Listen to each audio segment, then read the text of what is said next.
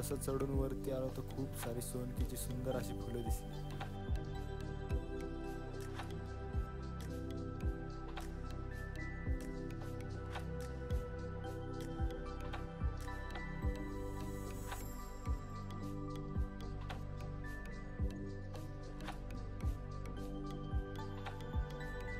तसा मला सह्याद्री फिरण्याचा बराचसा अनुभव आहे, पण मी एका ट्रॅव्हलिंग कंपनीसोबत आहे, त्याच्यामुळे माझं बरंचसं फिरणं कव्हरअप होतं.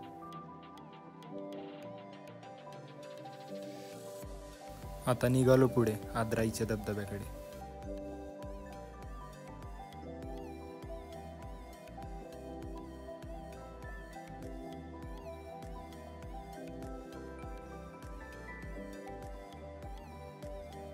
खाऊन जरा पुढं आलोच तर हा बघायला भेटला आदराईचा धबधबा.